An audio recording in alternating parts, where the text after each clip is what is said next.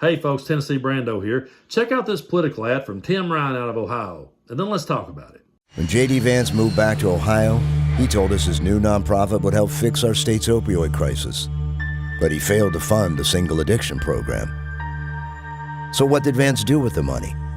He funneled tens of thousands to his top political advisor and paid tens of thousands for political polling. An independent expert called the nonprofit a charade. Vance did nothing to help Ohio, but did everything to help his political career. I'm Tim Ryan, and I approve this message.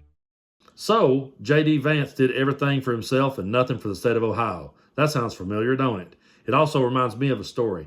You know, back when I was growing up, my family always talked politics. We still do. Someone in my family will say, hey, I don't mean to get on politics today, but, and then 3 hours later, we're still talking about it. And it's always been that way. But back when I was younger, you know, growing up, trying to find my way, trying to figure out which side of the aisle I was on, I would hear conservative family members talk and voice their opinions, and I would say to myself, well, maybe I'm conservative. Then I would hear liberal family members talk, and I would say, well, maybe I'm a liberal. And then there was times like I was like, maybe I'm somewhere in between. Maybe I'm just an independent. And I remember one time that this guy named Lamar Alexander walked across Tennessee in a flannel shirt. Do you guys remember those political ads? Well, I remember seeing him and thinking to myself, well, man, he's one of us. He's wearing a flannel like I wear, so he must be a country boy like the rest of us. He was going around preaching morals and values and work ethic and pulling yourself up by your boots. Well, I had these conservative uncles who loved him, and they were like, hell yeah, Lamar Alexander, that's who we need right there. That's a working man. He's for us. But I also had this uncle named Brad, who was very liberal. He was very funny, very witty, very truthful, very to the point, very direct. And I always loved to hear his rebuttals to things. So when I heard my uncles talking about how great Lamar Alexander was and how great those ads were, I went to my Uncle Brad and said, hey, Brad, what do you think about these Lamar Alexander political ads? He's like, not much. I said, well, now he's one of us. I said, you know, he's for the working class. He's for work ethics and family values. And I said, he wears a flannel shirt like we do. He said, have you ever actually looked into what he's done for Tennessee? You actually looked into what he's voted for and what he's voted against? I was like, no. He's like, so you just sat and listened to what he said and you watched him walk around in his flannel shirt? I was like, well, yeah. He said, do you not realize that the only time he puts on that flannel shirt is when he's making those political ads? And that really got me to thinking. I thought, wait a minute, am I being played? And I found that to be even more insulting, that someone would capitalize on the good old boy imagery in order to get elected. That's why years later when George W. Bush came along, a male cheerleader from Connecticut with a Texas accent, I didn't fall for it because I had my Uncle Brad going, yeah, there's another one. And then years later, when Donald Trump come to coal country, put on the hard hat and gave the thumbs up, his coal miners going, hell yeah, he's for us.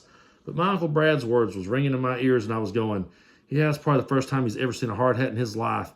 And if we threw a chunk of coal at him, he wouldn't know what it was. And so it's very easy for the Republican Party to use the good old boy imagery, use our work ethics, use our values, and use our morals against us, and use those things as stage props. They can always do a photo op. They can always get someone to put a little coal dust on their hands to make them look good and dirty so you'll think they work hard like you do. But the only time they get down and dirty and work hard is against you. The only time they get down and dirty and work hard is to make themselves richer and to convince you that you might have a fighting chance at it and that they're on your side. You know, growing up in the 90s, hearing my uncles talk about politics and while we were sitting around working on cars is one thing. I can't imagine what it would be like today. Growing up in this generation with a cell phone in my pocket, with all the opinions, all the social media, everyone Facebook and TikTok and YouTube and tweeting their opinions, and everybody clicking on links and then their phones giving them more links like that to look at. I can't imagine what it would be like growing up this day and age, being a young kid, trying to figure out which side of the aisle that I fell on. But what I would say to the younger generation coming up is the same thing that my Uncle Brad said to me.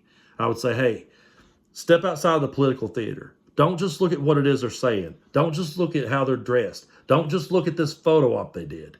Take a look at their voting records. See what they really did. See what they really stood for. And see what they really stood against. How many times were they standing for you? How many times were they standing against you?